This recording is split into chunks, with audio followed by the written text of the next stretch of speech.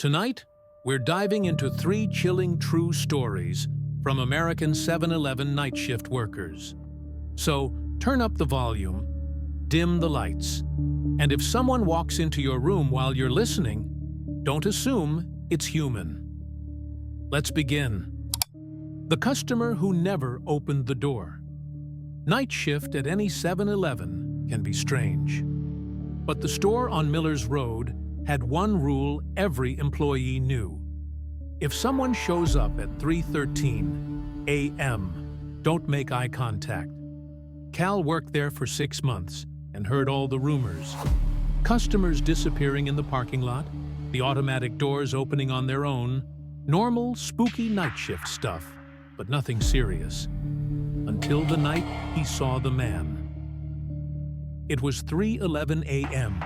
when Cal noticed the store's temperature suddenly drop.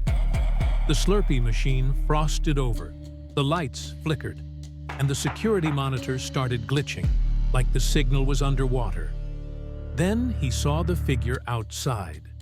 A man, perfectly still, facing the glass doors. At first, Cal thought he was homeless, maybe cold, maybe hungry. He stepped forward to open the door.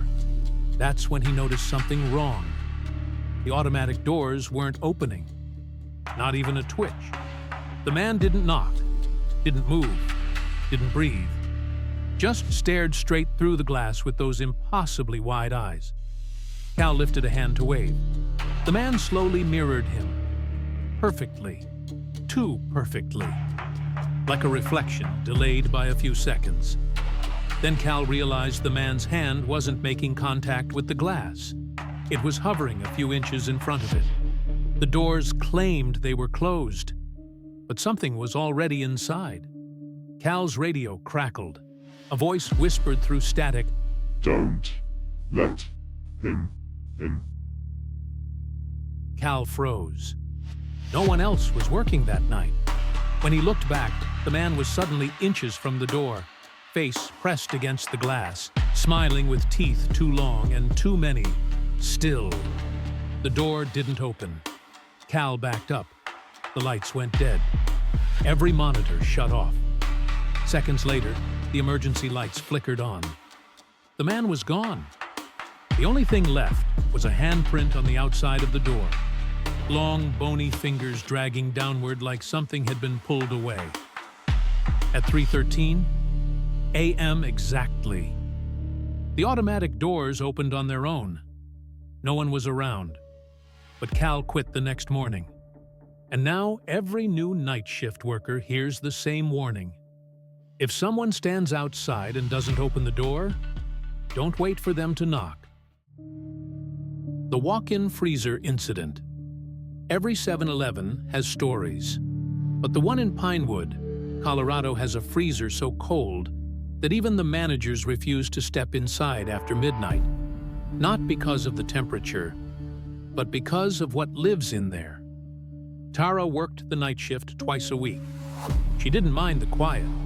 Most customers after 1 a.m. were truckers, night owls, and teenagers avoiding curfew. But one night, the freezer light started turning on by itself. At first, she thought someone left it open.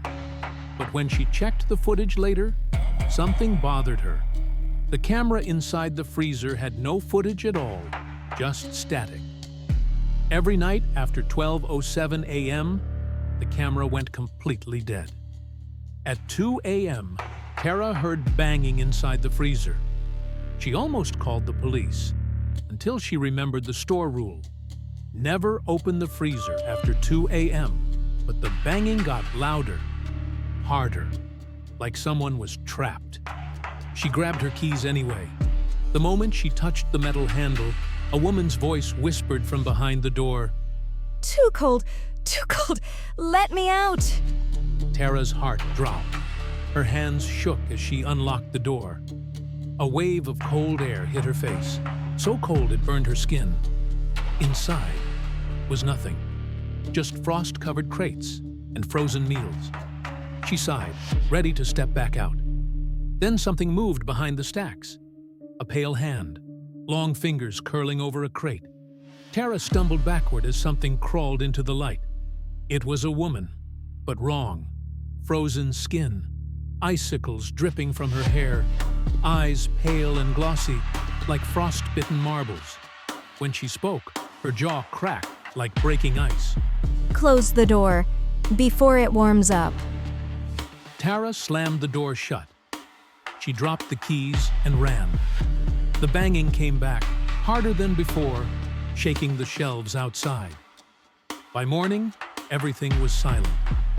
The manager checked inside the freezer. Nothing was there except claw marks on the inside of the metal door. Fresh ones, and in the frost on the wall, one message: keep it cold. The customer who paid in old money. The 7-Eleven off Interstate 95 almost never sees foot traffic past 1 a.m. Most customers are regulars, drivers, locals, people passing through. But on a stormy October night, Logan saw someone he'd never forget. A teenage girl entered the store wearing clothes that looked old. Not vintage, just old. Faded jeans, a torn hoodie, and shoes muddy like she'd walked miles through a field. She didn't say a word, just went straight to the back, grabbed a water bottle and set it on the counter. Logan gave his usual greeting. She didn't respond. He rang up the drink. $2, he said. The girl reached into her hoodie pocket and dropped quarters. But not just any quarters. Quarters from 1974, 1981, 1963, all pristine, shiny, untouched by age. Before Logan could ask, she whispered, They never let me leave, but I ran. Then she looked toward the window, eyes wide with terror. A flash of lightning revealed something outside. A shadow. Tall, thin, and moving faster than any human could. The girl panicked. He followed me! Don't let him in! Logan locked the doors immediately. Rain blasted against the glass. The shadow moved closer, then closer, then stood perfectly still beneath the flickering parking lot light. Lightning struck again. The figure had no face, just smooth skin where features should be. The girl screamed and hid behind the counter. Logan grabbed a flashlight to get a better look, but the power died instantly. Pitch black. The only sound was tapping, slow, deliberate tapping, on the front glass. When the lights flickered back on, the girl was gone. The door was still locked. No signs of forced entry. Just a single ancient quarter left on the counter. Still cold as ice. Logan checked the cameras. The girl never showed up on the footage. But the shadow outside? It stood there for 3 hours straight. Not moving, not leaving, just waiting.